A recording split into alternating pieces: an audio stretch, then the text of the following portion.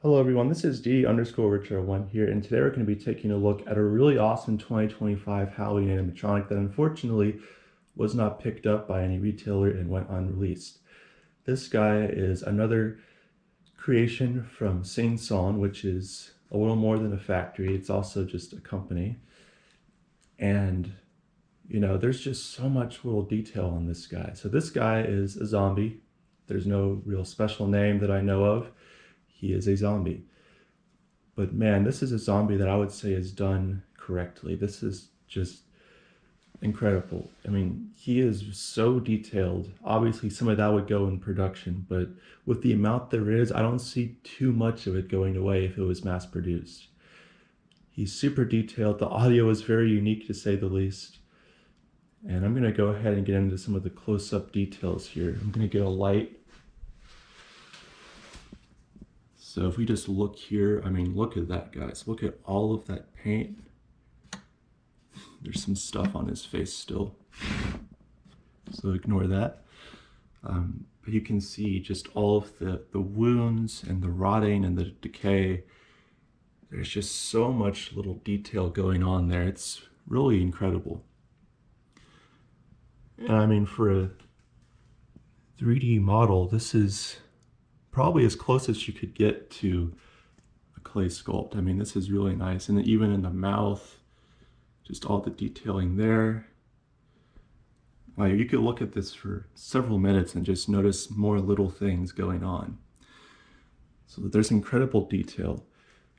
And then the detail keeps going with the arms, and he does have like actual forearms modeled as well, that you can see just in all of the wounds.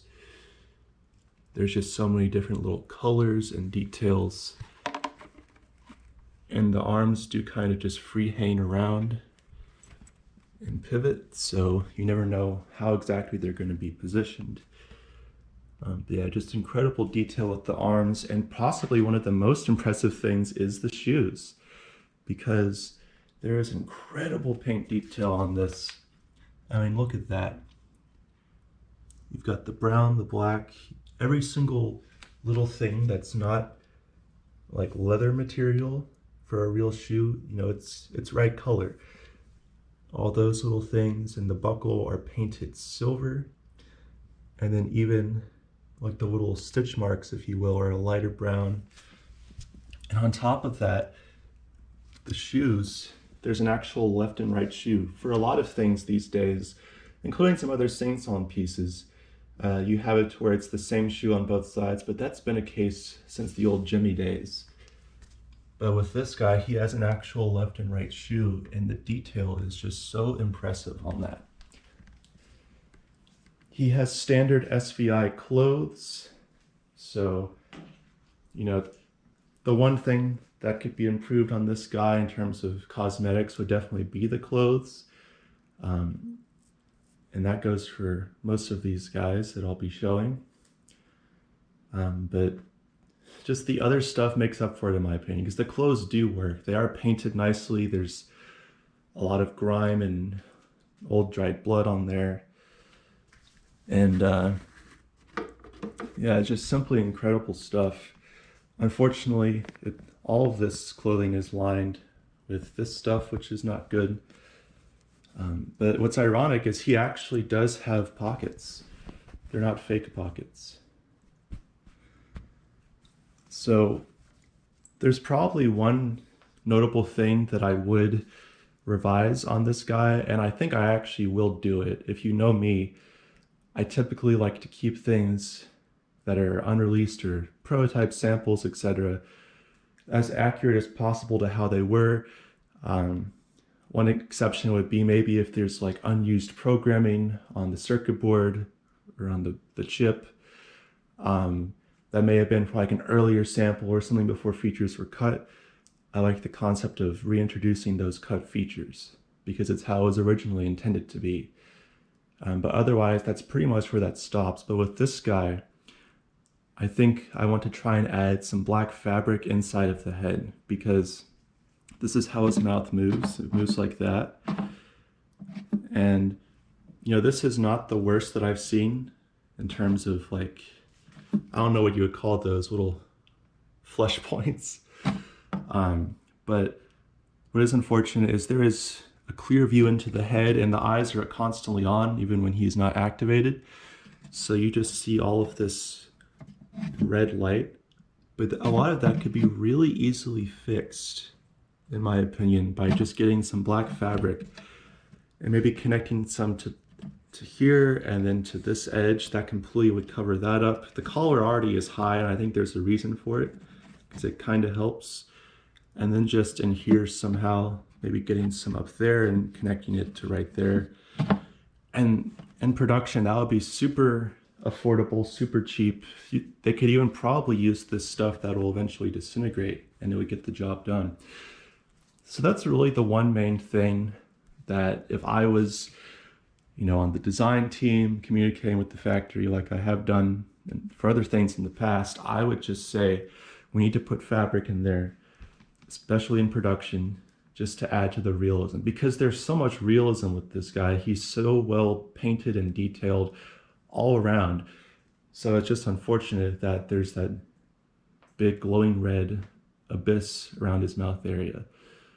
And then one last thing I'll add about this guy is, so he has 2 tracks. If you've seen the stock video of him, you'll know what they are. But one of them that has music in the background, I'm pretty sure you hear a metronome going. And I play an instrument for several years, so I'm very familiar with metronomes and how they sound. It is literally a 4/4, maybe like 60, 70 beats, maybe like 70 or 80, I should say, beats per minute metronome, where the first hit is a little higher and the next 3 are the same and a little lower. Like, I guess you could say it does add to the ambient noise, but as a musician, I just hear that and I just think, oh, it's a metronome. So I don't know if that was intentional or not, or if it was just left in, but it's kind of funny. And then his second track, there's not as much like music, it's more so ambient noise. But yeah, this guy, he's just super incredible with the detail and everything. Like I said, just covering up with some black fabric that mouth region. I think I'll try and do that. There are screws on the bottom of the head. It's like there's a head plate like in old Jimmy days or something. But I'll see what I can do there. But he is really awesome. So without further ado, I'll demonstrate him for you now.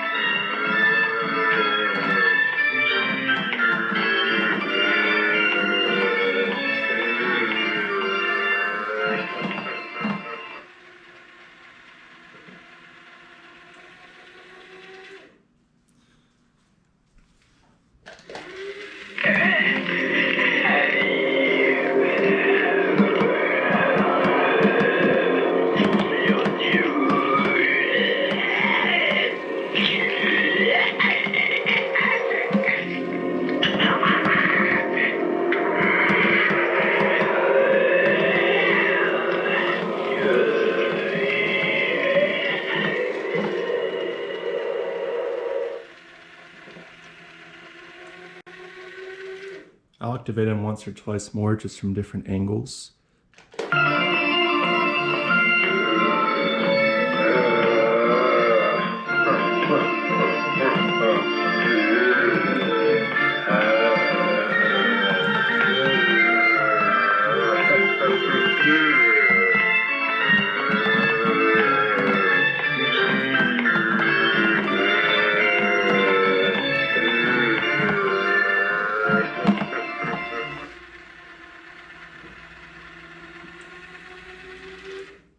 Yeah, I really like the variety with his motion, as simple as it is, because these can just turn and twist however way, and you don't always know how it's going to appear. And I can't talk about the paint detailing enough. We'll do it one more time here.